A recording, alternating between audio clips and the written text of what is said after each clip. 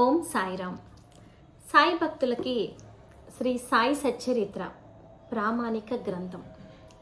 ఈ సచ్చరిత్రలో జ్ఞానమునకలు వేసే కొద్దీ అనేక జ్ఞానరత్నాలు మరలా మరలా దొరుకుతూనే ఉంటాయి అధ్యయనం చేసినట్టయితే.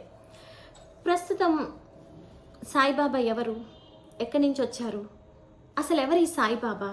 చాలా కాంట్రవర్సీ సబ్జెక్ట్ నడుస్తూ ఉంది సోషల్ మీడియాలో హాట్గా. ఎక్కడా అవసరం లేదు. శ్రీ సాయి సచ్చరిత్ర మనం అధ్యయనం చేస్తే దీని నుంచే మనం సమాధానం ఇవ్వవచ్చు.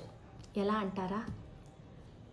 సాయి సచ్చరిత్రలో ఒక భాగమైనటువంటి సాయి భక్తులలో ఒకరైనటువంటి మేఘశ్యాముడి కథ ద్వారా, మేఘశ్యాముడిది కథ కాదండి, బాబా ప్రవేశపెట్టిన సచ్చరిత్రలో ఆయన రాసుకున్నారు కదా.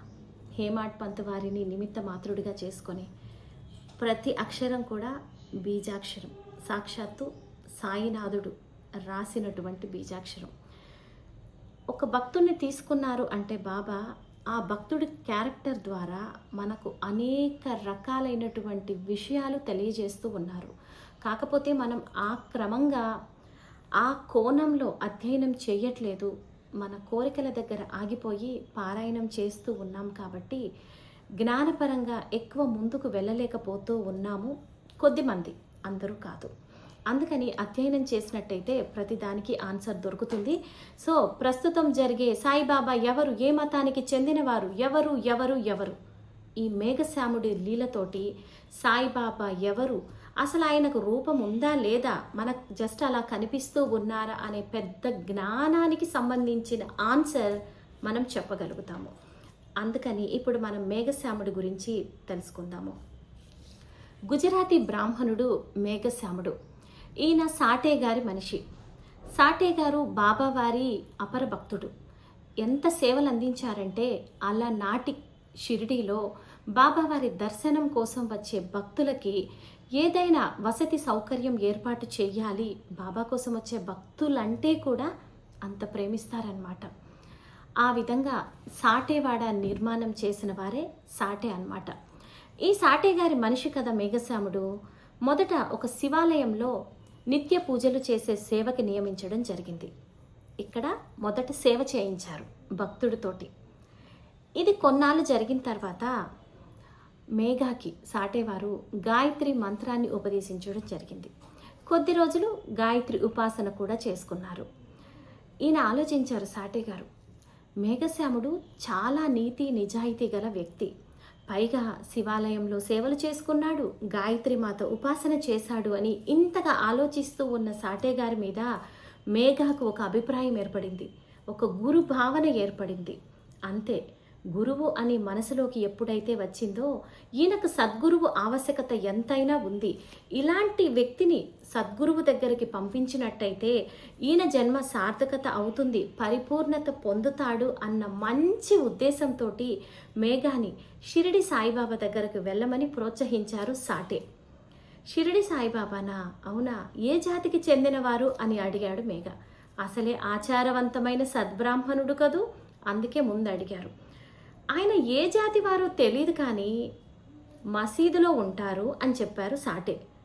మసీదా? శివ శివ, నేను వెళ్ళను, నా జన్మక సార్థకత లేకపోయినా పర్వాలేదు, నేను అక్కడికి వెళ్ళను అని చెప్పి నిర్మోహమాటకంగా చెప్పాడు మేఘశ్యాముడు. కానీ సాటే ఒప్పుకోలేదు. నీ జీవితం సార్థకత అవ్వాలి అంటే సద్గురువు దగ్గరికి వెళ్ళాల్సిందే అని గట్టిగా పట్టుబట్టి షిరిడీకి పంపించారు.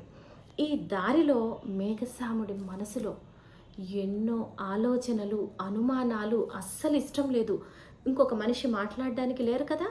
మనసులో ప్రశ్నల వర్షం అలా వెత్తిపోతూ అసంతృప్తితో మసీదుకు వెళ్ళడం జరిగింది. ఆ మసీదు మెట్లు ఎక్కుతున్నాడో లేదో ఇంకా బాబా రౌద్ర రూపం అవతారం ఎత్తారు. ఇక్కడికి వస్తే నీ ఆచారం మంటగలిసిపోతుంది, పో, తన్ని తరిమేయండి ఈ వెధవని, ఇక్కడికి వచ్చావంటే కబడ్దార్ అని చెప్పారు బాబా. బాబా అంత రౌద్రం చూపించేటప్పటికీ మేఘశ్యాముడు గడగడగడ వణికిపోతూ ఒక్కొక్క మెట్టు వెనక్కి దిగుతూ, మసీదు మెట్లు వెనక్కి దిగుతూ వెనక్కొచ్చి దూరంగా నిలబడి ఆలోచించసాగాడు. నేను ఆలోచించింది మనసులో, అది కూడా ఈ ఊరికి చాలా దూరంగా ఉంది, ఈయనేమో షిరిడి మసీదులో ఉన్నారు. నా మనసులో మాటలన్నీ ఈయనకి ఎలా తెలిసాయి బాబోయ్ అని చెప్పి అక్కడి నుంచి పరుగో పరుగు మేఘశ్యాముడు కదా. ఇక్కడ మనకు ఒక ఆన్సర్ దొరుకుతుంది. మన అంతరాత్మపై అధికారి అయ్యుంటే తప్ప మన అంతరంగంలో ఉన్న మాటలు విషయాలు ఎవరికి తెలుస్తాయి చెప్పండి? అది బాబా అంటే. ఇలా వెళ్ళిపోయాడు. షిరిడీలో కొన్ని రోజులు ఉన్నాడు. ఎందుకు వెళ్తే సాటే గారు ఏమంటారో, సాటే గారి కోసమైనా నేను ఇక్కడ ఉండాలి అని చెప్పి ఉన్నాడు. బాబా వారి స్వభావాన్ని అలా చూస్తూ ఉన్నాడు దూరంగా. అంతే. ఉప్పు సముద్రాన్ని పరిశీలించడానికి వెళ్ళిందంట. వెనక్కి వస్తుందా చెప్పండి? ఇది అందరికీ తెలుస్తుంది. ఆ సముద్రంలో కలిసిపోతుంది. మేగుడి పని కూడా అంతే అయ్యింది. బాబా వారిని అలా చూస్తూ చూస్తూ అసలు వారి చర్యలు ఎలా ఉన్నాయి, వారి దినచర్య ఎలా ఉంది, ఇక్కడికి వచ్చిన భక్తులకు వీరు అసలు ఏం చేస్తున్నారు అన్నవన్నీ కల్లారా చూశారు కదా. లోపల బాబాపై ప్రేమ పెరిగిపోయింది. ప్రేమతో పాటు భక్తి పెరిగిపోయింది. అంతే. బాబా వారు మనసులో మార్పు తీసుకొచ్చారు కదా. ఇక అంతే. మసీదులోకి ఈయన రావడం జరిగింది. బాబాని శివుని అవతారంగా భావించి కొలుస్తూ ఉండేవారు. మేగుడి దినచర్య షిరిడీలో ఎలా ఉండేది అంటే, షిరిడీలో ఉన్న మిగతా దేవీ దేవాలయాలు అన్నింటినీ కూడా మొదట పూజించి లాస్ట్లో బాబావారి దగ్గరకు వచ్చి బాబావారికి పాదసేవ చేసుకొని మధ్యాహ్న హారతి రోజు మన మేగుడే ఇచ్చేవారనమాట. ఒంటి కాలు మీద ఇచ్చేవారు. అంత భక్తి తత్పరతతో ఉండేవారు మేఘశ్యాముడు. ఒకరోజు ఏమైందంటే, బాబావారు ఏ దేవీ దేవతామూర్తులని అశ్రద్ధ చేసినా నిర్లక్ష్యం చేసినా ఊరుకునేవారు కాదు. వెంటనే సరిచేసి తిప్పి పంపించేవారు అనడానికి మేగుడి కథ మనం ఎన్నిసార్లు చదువుకున్నా తక్కువే, ఎన్నిసార్లు విన్నా తక్కువే. బాబావారి గొప్పతనం మనకి తెలుస్తుంది ఈ మేగుడి కథ ద్వారా. ఒకరోజు అన్నీ తిరిగి వచ్చాడు. బాబా సేవ కోసం వచ్చాడు. ఎందుకంటే ఖండోబా ఆలయం ఇంకా మూసేసి ఉంది, తలుపులు తెరవలేదు బాబా, అందుకని ఇటు వచ్చాడు. కానీ బాబా లేదు ఇప్పుడు వెళ్ళు, నీ పూజ పూర్తి కాదు ఇలా పూజ చేస్తే. ఖండోబా ఆలయ తలుపులు తెరిచారు, నువ్వు వెళ్ళి అక్కడ చేసుకొని ఇక్కడికి రా అని చెప్పి మరీ పంపిస్తారు. అంటే అందరినీ గౌరవించడమే నేర్పించారు బాబా. ఎవరిని నిర్లక్ష్యం చేయమని చెప్పలేదు. ఒక దేవుడు ఎక్కువని చెప్పలేదు, ఇంకో దేవుడు తక్కువ అని చెప్పలేదు. అందరినీ సమంగా చూశారు, గౌరవించేలాగా తన భక్తులకు నేర్పించారు సాయినాథుడు. అలా వెళ్ళి రోజు ఆయన దినచర్య బాబాకు, ఖండోబా ఆలయము, ఇంకా అన్ని దేవీ దేవతలకు పూజ చేసుకుంటూ బాబాని చేసుకుంటూ ఉంటాడు. ఇలా ఉండగా ఈయన భక్తి ఏ స్థాయిలో ఉండేదంటే, షిరిడీలో బిల్వ పత్రాలు దొరికేవి కావు. 8 కోసుల దూరం వెళ్ళి బిల్వ పత్రాలు కోసుకొని వచ్చేవారు. అప్పుడు ఏమి లైట్లు ఉన్నాయా, రోడ్లు బాగున్నాయా, చెప్పులు ఉన్నాయా, ఏమున్నాయి చెప్పండి? మారుమూల చిన్న గ్రామం కాబట్టి ముళ్ళులు పొదలు పాములు తిరిగే కాలం అది. ఆ కాలాన్ని గుర్తు చేసుకోవాలి. ఊరికి వెళ్ళి తెచ్చాడు అని కూడా మనం ఇక్కడ ఆలోచించకూడదు. ఇలా చేస్తూ ఉండేవాడు. ఇదే విధంగా ఒక మకర సంక్రాంతి రోజున బాబావారికి తలంటూ అభ్యంగన స్నానం చేయించాలి నా శివుడికి అని భావించి, బాబా ఈరోజు మీకు పండగ రోజు కదా, నేను మీకు తల స్నానం చేయిస్తాను, అభ్యంగన అభిషేకం చేయించుకుంటాను బాబా అని చాలా రిక్వెస్ట్గా అడుగుతాడు మేఘశ్యాముడు. అరే మేఘ, నాకు అవన్నీ పడవలేరా, వద్దు అని చెప్తారు. విన్నారు కదా. పైకి అలా అన్నప్పటికీ లోపల భక్తుడి కోరికలు తీరుద్దామనే ఉంటాడు. కోటాను కోట్ల తల్లి ప్రేమ కదా బాబాది, ఎక్కడ బాధ పెట్టడు. బాబాకు ఇష్టం లేకపోయినా కూడా భక్తుడి కోసం తల వంచుతాడు. మీ ప్రేమకి నేను ఎదురు చూస్తున్నా, మీ ప్రేమ కావాలి, మీ ప్రేమకు బానిసను అంటారు బాబా. అది సమర్థ సద్గురువు యొక్క లక్షణాలు. సో ఇంతటి ప్రేమతోటి ఒప్పుకుంటారు.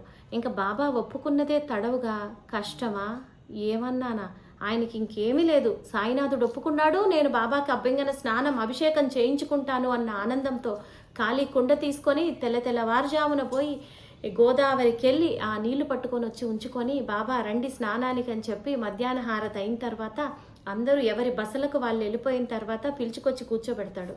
బాబా అప్పుడు కూడా బతిమలాడుకుంటాడు, అరే నాకు ఇవన్నీ ఇష్టం లేదు, వద్దులేరా అని. కానీ మన మేఘ పట్టిందే పట్టు వదలట్లేదు. ఇక్కడ కూర్చోబెట్టి పోస్తారు. ఇంకొక రిక్వెస్ట్ అని చెప్పి బాబా మళ్ళీ అడుగుతారు. శరీరం మొత్తానికి తల ముఖ్యం కాబట్టి ఒక్క తలకే చేయించు అంటాడు. సరే ఇంతగా అడుగుతున్నారు కదా, సరేలే బాబా అని ఒప్పుకుంటాడు. కానీ భక్తి పారవస్యంతో హరహర గంగే హరహర గంగే అంటూ ఒళ్ళంతా పోసేస్తాడు మన మేఘశ్యాముడు. కానీ ఆశ్చర్యం, బాబా తల మాత్రమే తడిచింది కానీ మిగతా శరీరం ఎక్కడ నీటి బొట్టు కూడా పడలేదు. అలా ఉండేదన్నమాట వారిద్దరు అనుబంధం. ఇంకొక రోజు మేఘశ్యాముడు వాడాలో తన రూమ్లో పడుకున్నారు. తలుపులన్నీ వేసున్నాయి. మెలకువగానే ఉన్నాడు కానీ కళ్ళు మూసుకొని ఉన్నాడు మేఘుడు. బాబా ఆ రూమ్లో ప్రత్యక్షమయ్యి, అంటే తనకి స్వప్నం ద్వారా, మేఘ ఆ గోడ మీద త్రిశూలం గియ్యి శంకరుడు వస్తున్నాడు అని చెప్పారు. ఇంతలో ఈయనకి మెలకొచ్చేసింది. ఆ మాట చెప్పి బాబా అక్షింతలు కూడా వేశారు ఆ మంచం మీద. మేఘశ్యాముడికి మెలకొచ్చేసి చూశాడు. వేసిన తలుపులు వేసినట్టే ఉన్నాయి. ఎక్కడా కనిపించలేదు బాబా. అదృశ్యమైపోయారు. బాబా రాలేదు, ఇది నా భ్రమ అనుకుందామా అంటే ఆ మంచం మీద అక్షింతలు పడి ఉన్నాయి. మరి ఇప్పుడు చెప్పండి, బాబా రాలేకపోవడానికి వస్తున్నాడు అనడానికి ఒక శరీరధారి అయి ఉన్నాడా? వెంటనే పరుగున మసీదుకి వెళ్తాడు మేఘశ్యాముడు. బాబా బాబా నాకు ఇప్పుడు ఒక స్వప్నంలో మీరు కనిపించారు, ఇలా జరిగింది, సో అని మొత్తం విషయం చెప్తాడు. మేఘ నేను నిజంగానే వచ్చాను అంటే, బాబా తలుపేసింది, ఎలా వచ్చారు? రాలేదనుకుందామంటే అక్షింతలు పడి ఉన్నాయి బాబా అంటారు. మేఘ నేను నిజంగానే వచ్చాను, శంకరుడు వస్తున్నాడు, త్రిశూలం గీయమని నిజంగానే చెప్పాను. నేను రావడానికి ఈ తలుపులు గోడలు నన్ను ఏవి అడ్డు పెట్టలేవు. నాకు రూపం లేదు, నేను ఎక్కడికైనా వెళ్తాను. షిరిడీలో చూస్తున్న ఈ రూపమే నేను అనుకుంటే మీరు భ్రమపడ్డట్టే అని చెప్తారు బాబా. నామరూపాలకు అతీతుడైన భగవంతుణ్ణి ఏ జాతికి అంటగడతాం చెప్పండి? ఇలాంటి లీలలు వింటూ ఉంటే, చదువుతూ ఉంటే ఒళ్ళు గగురుపాటు చెందుతుంది. అటువంటి అంతరాత్మ మీద అధికారి అయిన పరబ్రహ్మని ఒక్కదానికి, పరిమితమైన దానికి మనం కట్టేసి ఈరోజు నోటికొచ్చినట్టెల్లా మనం మాట్లాడడం ఎంతవరకు సమంజసం? సభ్యత కూడా కాదు.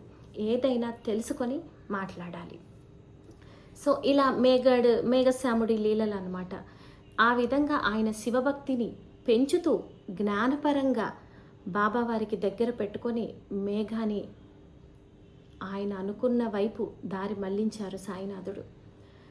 చివరికి ఇలా కొన్ని రోజులు సేవ చేసిన తర్వాత మేఘశ్యాముడు ఐక్యమైపోయారు శివునిలో. సాయిబాబా దగ్గర ఉండి శవ సంస్కారాలన్నీ చేయించి అందరితో పాటు శ్మశానం వరకు వెళ్ళి బాబావారు పువ్వులని మేఘ శవం మీద ఉంచి బాబావారు బోరున ఏడుస్తారు. దిక్కులు పెక్కటిల్లేలాగా ఏడుస్తారు. ఇతడు నా నిజమైన భక్తుడు అని ఏడ్చి బాబా తిరిగి వచ్చి బాబావారి సొంత డబ్బులతోటి చావుబోజీ సంస్కారాలు అన్నీ ఏర్పాటు చేయిస్తారు. ఎందుకు ఇలా బాబా చేశారో తెలుసా?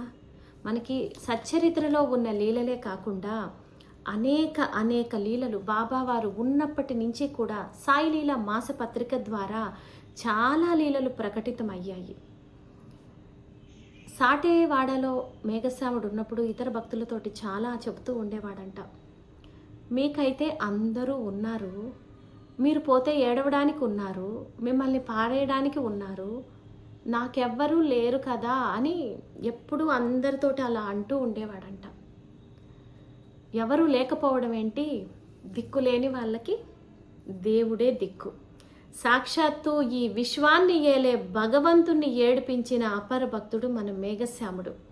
ఆ విధంగా ఆయన శవ సంస్కారాలు మొత్తం అన్నీ కూడా బాబా ఆయనని ఉద్ధరించి తరింపచేసి చివరికి ఈయన ఖర్చుతోటి ఆయనకు అన్నీ చేశారు. అది సమర్థ సద్గురువు యొక్క గొప్పతనం. తనను ఆశ్రయించిన భక్తుని కడ తీర్చే వరకు, ఆ భక్తుడికి పరమార్థం ఇచ్చేంత వరకు ఆయన వదలడు, చేసి చూపిస్తారు. ఇది మనం నిజంగా 2-3 మాటలే చెప్పుకుంది. ఇలాంటి భక్తుల కథలు కోకొల్లలు సాయి సచ్చరిత్రలో. మేఘశ్యాముడి గురించి ఇంకా చాలా ఉంది, కానీ భక్తులందరికీ దాదాపుగా కథ తెలుసు కాబట్టి నేను కొన్ని ఉదాహరణలు మాత్రమే తీసుకొని చెప్పడం జరిగింది. నిజంగా ఈ లీల చెప్తుంటే నాకు కన్నీళ్ళు ఆగలేదు. బాబావారు ఏడ్చారు. ఆయన ఎవరూ లేరు అని బాధపడే సమయాలు కూడా వాడాలో ఆయన చెప్పిన మాటలు కూడా మసీదులో కూర్చున్న, మసీదుకు ద్వారకామాయి అని పేరు పెట్టారు బాబా. ఈ మసీదులో కూర్చున్న బాబా అవన్నీ విని ఆ భక్తుణ్ణి ఎక్కడా కూడా పోయిన తర్వాత కూడా బాధపడకుండా నావాడు అని ఇలా గుండెలకు చెయ్యి పెట్టుకొని మరీ చెప్పిన గొప్ప ధన్యజీవి మన మేఘశ్యాముడు. ఓం సాయిరామ్.